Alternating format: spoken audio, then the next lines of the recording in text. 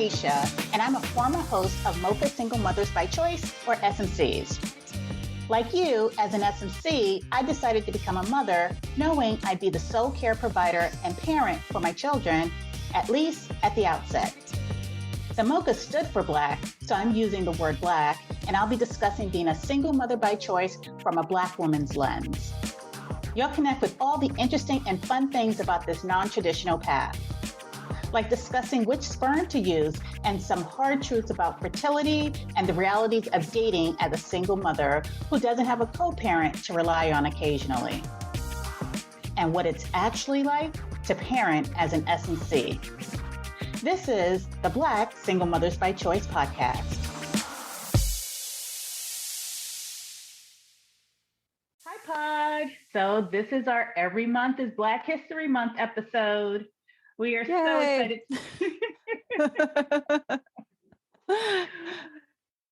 We are so excited to talk to you about Black History Month and do it in the context of parenting Black children, being Black women and Black creatives. We're going to touch on Black culture appropriation across the genres.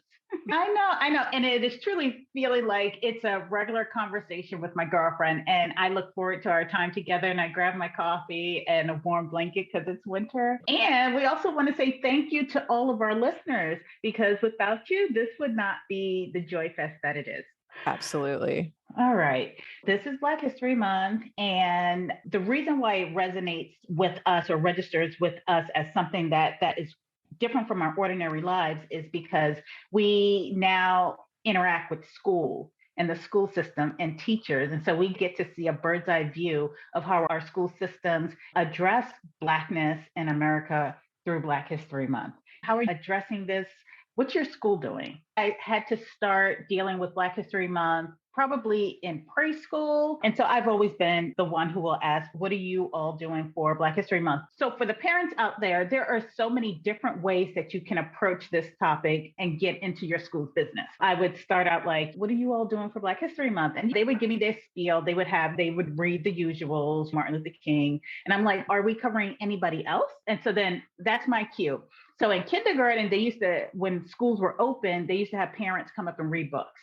So I would bring in Ruby Bridges. I brought in the ballerina and the astronaut. Their names are escaping me. Yeah, for me, we went through George Washington Carver this last weekend. My daughter and I, we are intentional about reading Black history books during Black History Month. And so we read the book about George Washington Carver. And so my daughter's 7. So this is about the age where they start to connect with worldviews and the news and things like that. So we're reading and we're talking about what things were like in George Washington Carver's days. And she was just like, why did people have slaves? Why did they treat people that way? They were just Black people. They're like, but they're still people.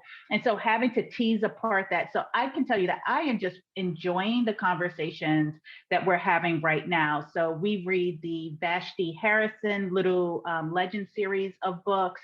We read National Geographic books on Black history figures.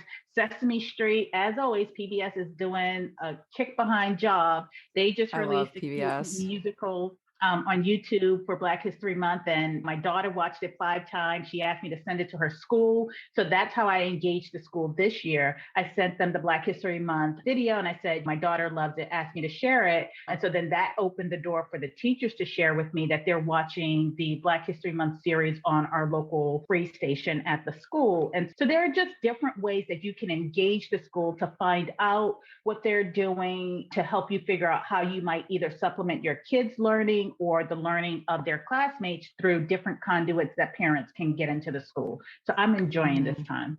So let's dive into the topic for today. So as Hera and I have hit our 1-year podiversary, we continue to grow in our endeavors and we're learning a lot and we're engaging some really great people, and that's good. And we've also encountered some bottom dwellers, but the bottom dwellers are the people who want to come for you for your free labor.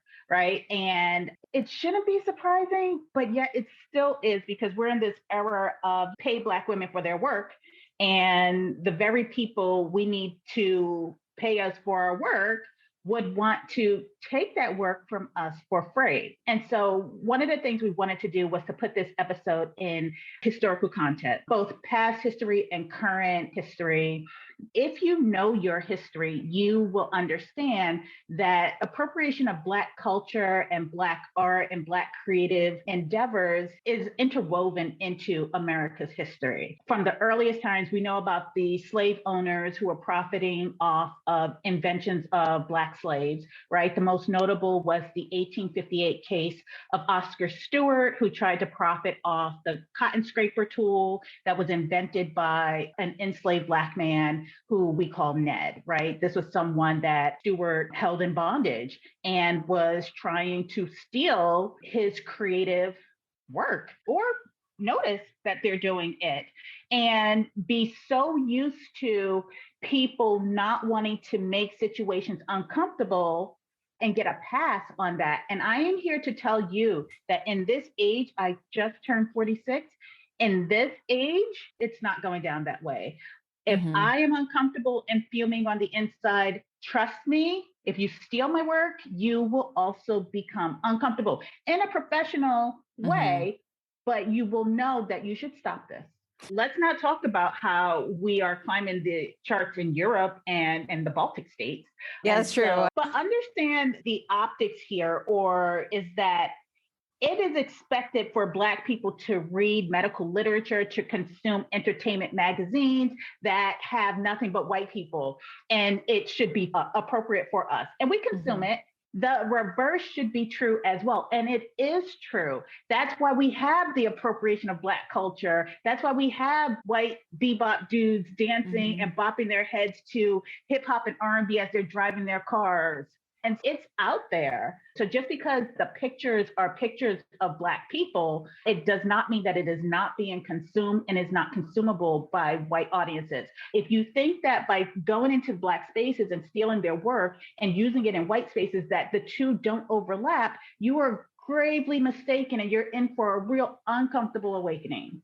Okay, so we are aware that appropriation of Black culture occurs across a spectrum. So we know the history of the 1920s, where white musicians were stealing songs from Black artists to gain popularity and gain tons of profits in white spaces. Yeah, it happens in the music industry. Black culture gets appropriated. We get dinged for it. White America, who adopts Black culture, they get praised for it. And so singer Stephanie Mills said it the best in a recent interview. She said that the music industry wants R&B, they want our music, but they don't want it from us.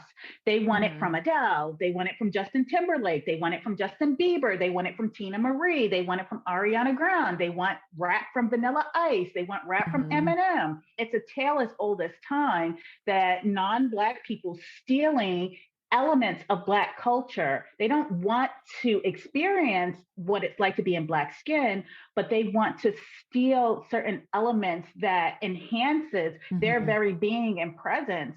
And that's just not cool. And then they bring fame and fortune to themselves, and the people that you stole it from gets nothing. All right. So on that, continuing on this topic in pop culture, Hera, you've seen the movie Bring It On, right? It was a cheerleading movie with Gabrielle Union and Kirsten Stan. It's your typical white suburban, I'm going to be a cheerleader, good cheer squad, right? But they were getting their choreography from an inner city school, from a cheer squad that was led by Gabrielle Union. And so the entire movie goes through the angst and mental anguish that Kirsten Dunst's character has to deal with. Do I keep stealing and appropriating their culture, or do I give credit where credit is due? Or how do we level the playing field so that we are actually competing against the best, right? And so that would be my concern with a lot of what we're seeing in terms of systemic racism and institutional racism. I would wonder if I am actually the best at what white America tells me I'm the best at, or are they just subduing and hiding eliteness because it doesn't come in white skin? The other really important thing that came up in that movie was that typically, like Isis, Gabrielle Union's character, we know you're stealing our stuff. And we're looking at you like we're right here.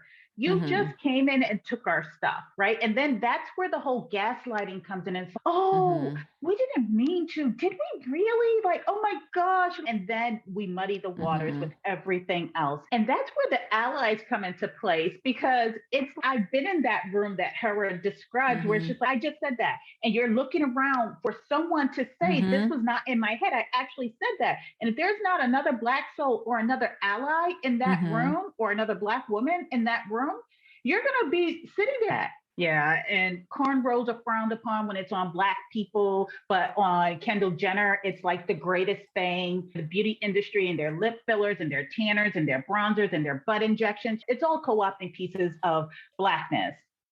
Pay disparities for Black speakers at conferences, on panels and workshops. Pay Black people, and in particular, Black women, for their work. And so here's the thing. We do this because we love it. We are taking our 10 years of experience in this area, and we are helping other women, and we love it. To acknowledge us in a book, a periodical, to pay us for consulting, that's awesome.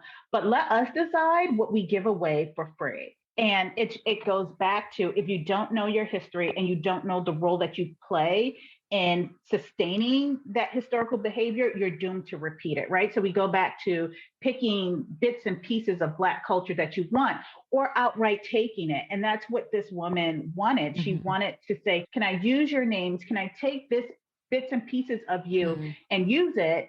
Thank you for asking. We decline. And then it's just, I'll just take it. And it's just like, what you won't do is this, right? So we had to do a whole re-educating. And she eventually came around to understanding our point of view, and she left it alone. But also recently it happens, and it will continue to happen as we gain ground and thought prominence in the space.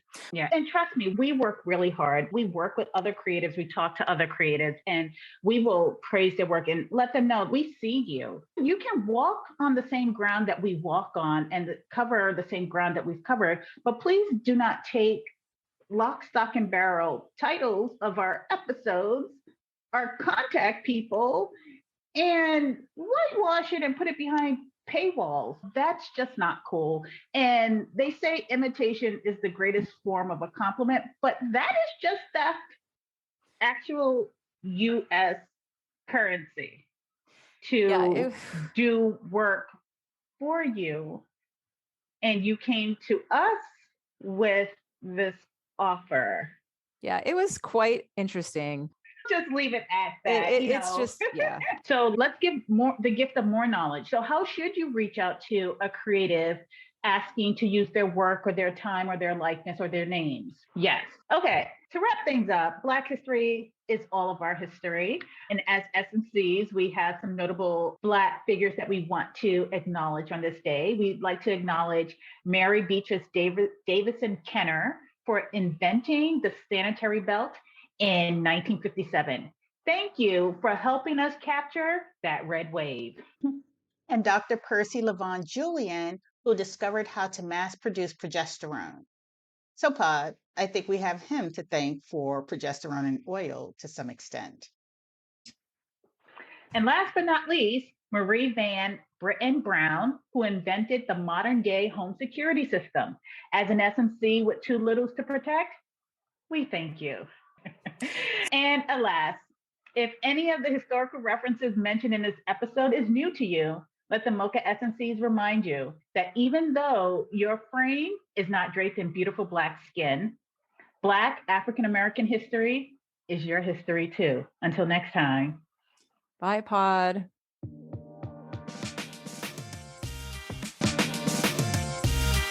Well, Pod, thank you so much for taking the time to listen. If you like what you've heard, please share this podcast with your girlfriends, and I'd love to hear your thoughts about the topics covered in this episode. So email me at mochasnc@gmail.com. If you found value in the topics covered, consider making a donation using the link in the show notes below. Till next time, Pod. Bye now.